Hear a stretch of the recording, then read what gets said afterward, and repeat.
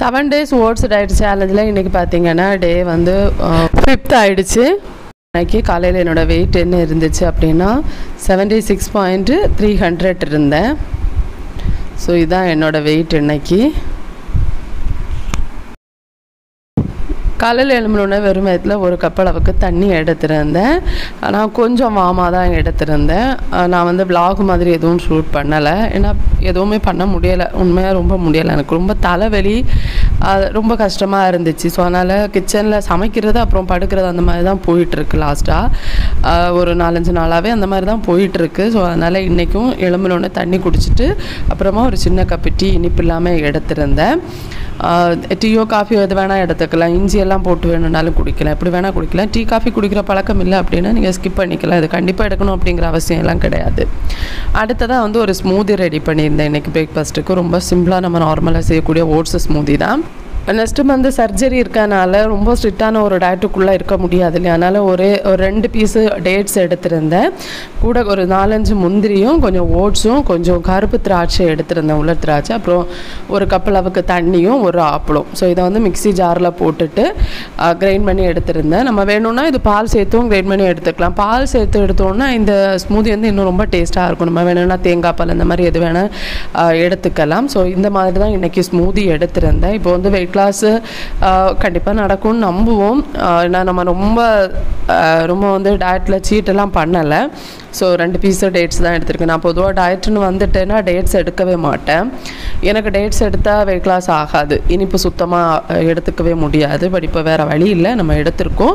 கொஞ்சம் தண்ணி சேர்த்து நல்லா கிரைண்ட் பண்ணி எடுத்திருந்தேன். நிறைய மெடிசன்ஸ் எடுத்துகிட்ருக்கேன், அதனால் ரொம்ப என்னால் முடியலை உண்மையை சொன்னால். இப்படியாவது நம்ம எதாவது எடுக்கலைன்னா கண்டிப்பாக ரொம்ப வீக் ஆகிடுவேன், எனக்கு தெரியும். அடுத்ததாக வந்து லஞ்சு ப்ரிப்பேர் பண்ணுறதுக்கு சிக்கன் வச்சு தான் இன்றைக்கி ஒரு ஓட்ஸ் ரெசிபி செஞ்சுருந்தேன். சிக்கன் எடுக்காதவங்க அந்த சிக்கன் அவாய்ட் பண்ணலாம், அதுக்கு பதிலாக பன்னீர் அந்த மாதிரி ஏதாவது எடுத்துக்கலாம்.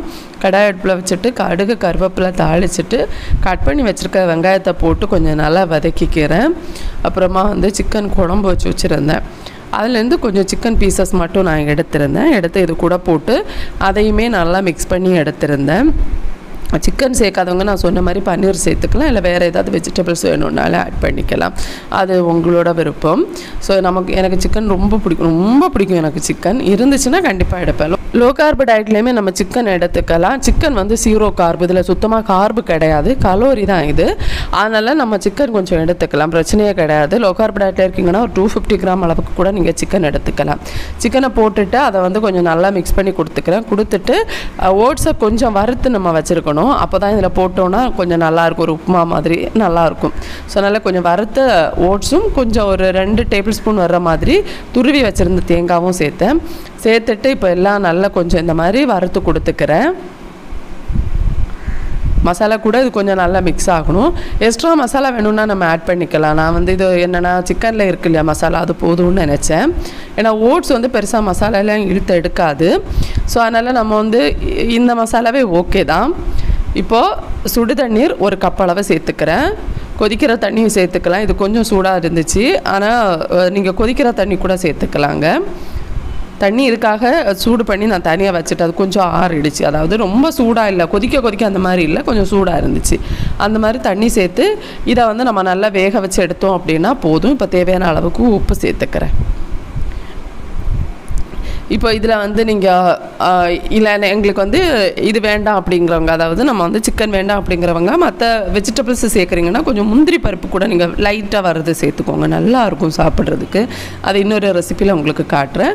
இப்போ வந்து நம்மளோட சிக்கன் ஓட்ஸ் ரெடி ஆகிடுச்சு. சூப்பரான ஒரு வெயிட் லாஸ் ரெசிபி, நீங்கள் கண்டிப்பாக ட்ரை பண்ணணும். டேஸ்ட்டும் செமையாக இருக்கும், உங்களுக்கு ரொம்ப பிடிக்கும். ஸோ அவ்வளோதான். அடுத்ததாக பார்த்தீங்கன்னா ஈவினிங் வந்துச்சு. ஸோ இது வந்து லஞ்சுக்கு எடுத்திருந்தேன். ஈவினிங் வந்து ஒரு சின்ன கப்பு டீ வழக்கமாக எடுக்கிற மாதிரி எடுத்திருந்தேன். இனிப்பு இல்லாமல் தான் இங்கே எடுத்திருந்தேன். இன்றைக்கி டின்னருக்கு வந்து ஃபிஷ்ஷு கொஞ்சம் ஷாலோ ஃப்ரை பண்ணது சாப்பிட்ருந்தேன். இன்றைக்கி கொஞ்சம் ஹெவியான சாப்பாடு தான். ஷாலோ ஃப்ரை பண்ண ஃபிஷ்ஷு கொஞ்சம் எடுத்திருந்தேன். ஏன்னா நமக்கு வந்து வேறு வழி இல்லை, ஏதாவது சாப்பிட்ணும் அப்படிங்கிற கட்டாயம் இருக்குது. மெடிசன்ஸ் நைட் எடுக்கணும். வெறும் ஃப்ரூட்ஸு சாப்பிட்டுட்டு படுத்தா என்னால் முடியலை, ரொம்ப கஷ்டமாக இருந்துச்சு. அதனால் டின்னர் வந்து 6 மணிக்கெல்லாம் நான் ஃபினிஷ் பண்ணியிருந்தேன். ஸோ அவ்வளோதான் ஃப்ரெண்ட்ஸ். இந்த வீடியோ உங்களுக்கு பிடிச்சிருக்குன்னா உங்கள் ஃப்ரெண்ட்ஸ் அண்ட் ஃபேமிலிக்கு ஷேர் பண்ணுங்கள். நாளைக்கு சந்திக்கலாம். பை ஃப்ரெண்ட்ஸ், தேங்க்ஸ் ஃபார் வாட்சிங்.